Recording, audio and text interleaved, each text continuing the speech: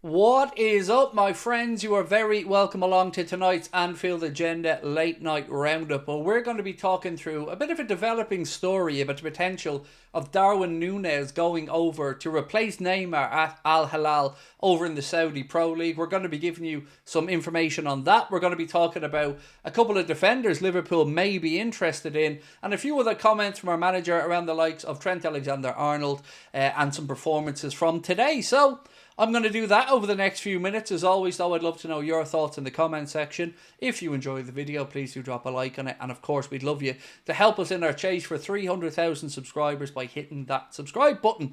So I'm going to get straight into it.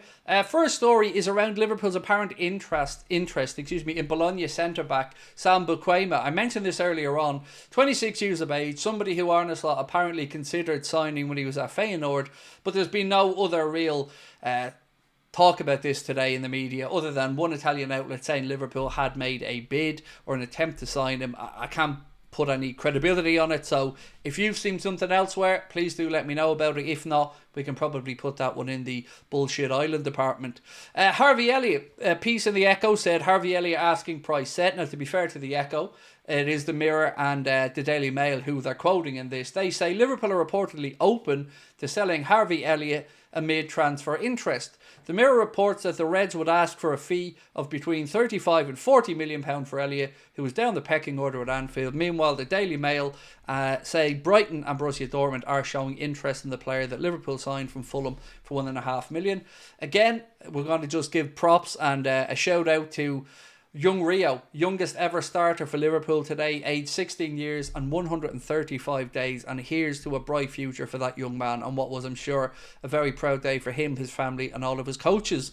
Now I want to move on to the whole Kvaratskhelia story, which looks like it is going to end in him going to Napoli, at least to Paris Saint-Germain from Napoli, at least according to various reports this evening. Fabrizio Romano has said that the salary will be 4 or 5 times his current one at Napoli. PSG are negotiating with Napoli at the minute. Another report today, this one said PSG want to finalise Kvaratskhelia's move for a fee worth 65 to 70 million, with George Mendes helping PSG, and they say it could be sealed next week. He's been pushing to join Paris since last summer. So again, it doesn't look like anything there is happening from a Liverpool perspective, at least unless something drastic happens last minute. Reports seem to suggest PSG is his most likely destination. A report today from Arne Slot, or some words from Arne Slot around Trent AlexanderArnold. This is what the manager had to say. Trent didn't have his best game against Manchester United, but for the rest of the season, he's been so good for us. I liked his performance today. Now, the big story that I touched on at the start of the video. Al-Hilal are giving serious consideration to trying to sign Darwin Nunes from Liverpool. This breaking from Transfer Sector, Anfield Watch and a few other outlets. To back this one up, their current manager, Al-Hilal's current manager, Jorge Jesus, is a huge fan of Darwin Nunes. He worked with him at Benfica, where he scored 32 goals and had 14 assists in just 66 games.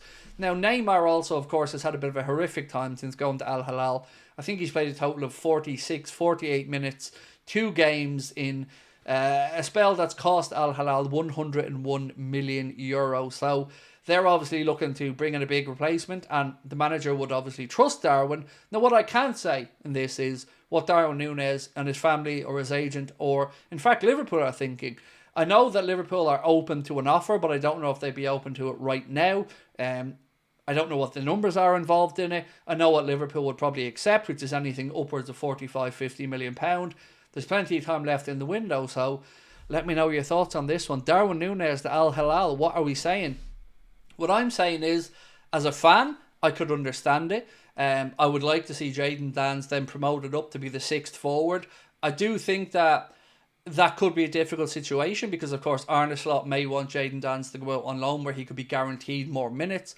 I personally think so highly of Danns that, I'd like us to maybe roll the dice on this one if we lose Darwin and push Danns through for the remainder of the season, but only if Arne Slot feels that he could justify the minutes for Jadon Danns. If he thinks a loan spell's best for him, well, then the Darwin Nunes situation is still an interesting one to me because could we get through with the 5 strikers we have if Federico Chiesa is showing fitness and is going to be kept around? Well, maybe, because we've gone through the first half of the season with the 5 strikers to rotate, or the 5 attacking players to rotate. So I don't see why we couldn't do it maybe in the second half of the season.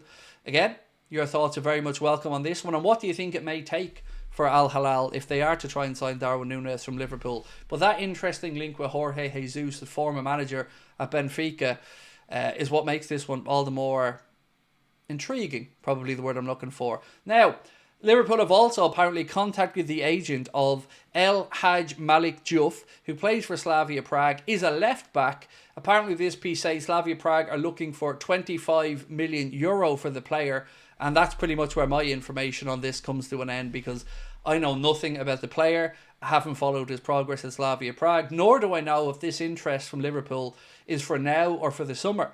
If I was guessing, I'd say it's for the summer, because right now we've got Costas and Andy Robertson. Perhaps if one of those moved on in this window, then Liverpool may expedite the process of trying to begin a left back. But like I've said all the way through, right now for me as a fan, midfield is the first position that I think we need to strengthen, namely the Zubamendi style player that we didn't bring in the summer. You could make an argument for a centre-back to come in as well, albeit I'm not so sure we'll see one, but a left-back in this window, I mean, it's not out of the realms of possibility, but I don't think it's happening. And I guess the last thing I want to cover today is again just on the whole thing about Richard Hughes and where we are as a club right now.